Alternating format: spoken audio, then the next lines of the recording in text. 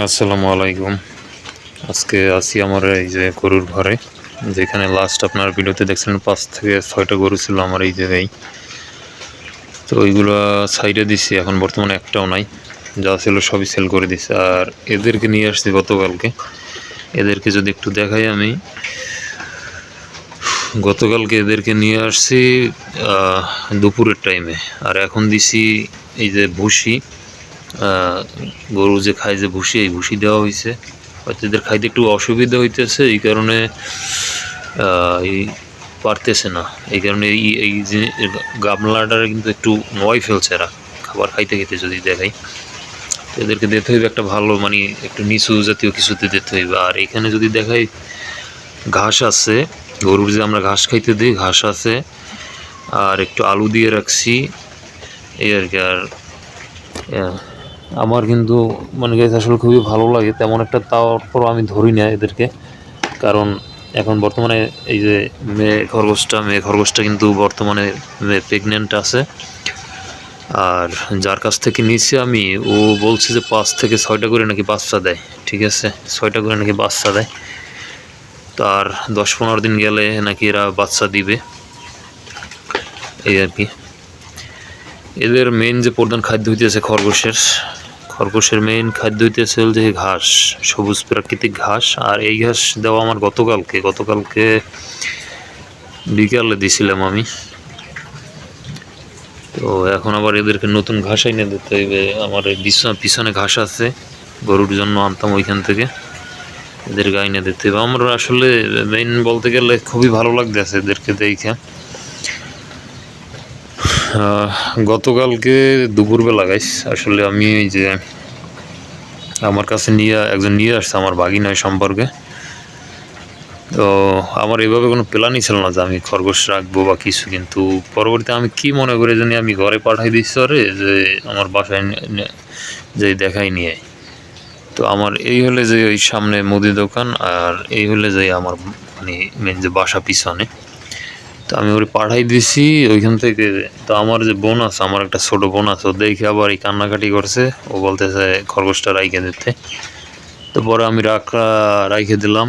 কিন্তু পরে কিছু ভিডিও দেখলাম, অনেক রিসার্চ করলাম, ঘাটলাম যে আসলে খরগোশের রোগ ব্যাধি কেমন কী হয়, বা কোনো সমস্যা আছে কি না, খরগোশ পালনে তেমন কোনো হ্যাসেল আছে কি না।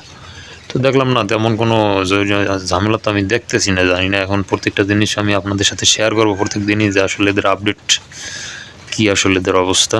কিন্তু আমি যতটুকু দেখছি তেমন একটা পেইন নেই, যদিও একটু ঘাস টাস দিতে হয় ঠিক মতো। এরা 70% বা 80% ঘাসের উপরই নির্ভর, আর 20% দেখা গেছে যে একটু দানাদার খাবার বা এই যে গমের ভুসি, এগুলো দিলে ভালো খায় এগুলো এরা, এই আর কি। এর বাইরে আর তেমন কোনো কিছু নাই। আর তেমন রোগ ব্যাধিও নাকি এদের তেমন একটা হয় না, কি জানিও একটা রোগ আছে, গতকালকে আমি দেখলাম, আমার খেয়াল নাই শিওর। তো ওই একটা রোগ এদের হয় মাঝে মাঝে। তো ওই জায়গায় তেমন ট্রিটমেন্টটা আমারই তেমন একটা এক্সপেন্সিভ না। আর গাইস, এদের প্রাইসটা বলি আমি। গতকালকে এদেরকে যখন নিয়ে আসছে আমার বাগিনী, ও বলতেছে যে ১,০০০ টাকা কইরা ও রাখছে, ১,০০০ টাকা আনছে আর কি, সরি রাখেন নাই, ১,০০০ টাকা আনছে। আর আমার বলতেছে যে মামা তুমি ২০০ টাকা কম দাও, তো তুমি নিয়ে যাও। তো আমি ওরে বললাম যে না মামা, তুমি ৫০০ টাকা নাও, আমি ৫০০ টাকা দিতে পারবো।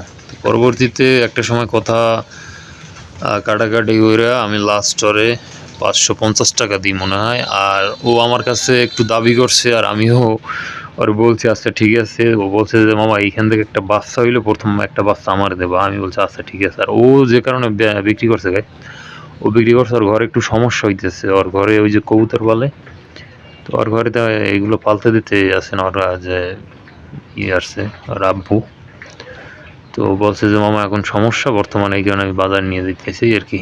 আর এই জিনিসটা তো টোটালি শখ, খরগোশ আপনি জানেন, কিন্তু আমার তো ভালো লাগে দেখতে। আর এর আরেকটা সাইড আছে যে এর মাংসর চাহিদা, মানে এর মাংস মানে নাকি খরগোশ খাওয়া নাকি হালাল, আমি যতটুকু জানি। আমি জীবনে কখনো খরগোশ খাইনি, কিন্তু গতকালকে আমি যা দেখলাম মোবাইল, আসলে মানে পরবর্তীতে বিষয়টা এমন না হয় যে মানুষ মাংসের চাহিদা খরগোশের মাংস দিয়ে পূরণ করবে, ঠিক আছে।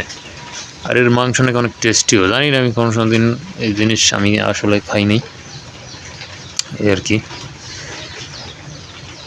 যদি দেখায় এরা কিন্তু ভয় পাইছে। খুব ভালো এই গমের ভুসিটা আসলে খুব ভালো খাইতেছে, মানে এই জিনিসটা তো দেখতেছি খুবই ভালো খাইতেছে আসলে।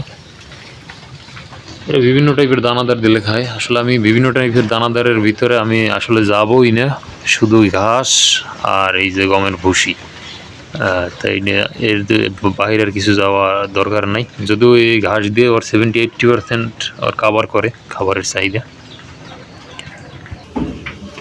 আর বর্তমানে আর একটা বিষয় যদি দেখাই, বর্তমানে এটা কিন্তু আমাদের এই পুরান ব্যবসা, এই যে মুদি মনোয়ারির ব্যবসা, এই আমার বাপদাদার আমলের ব্যবসা। কিন্তু বর্তমানে এইখানেই আমি আছি গাইস, এইখানে আপাতত সময় দিতেছি আমাদের এই ব্যবসাটা, এই আর কি।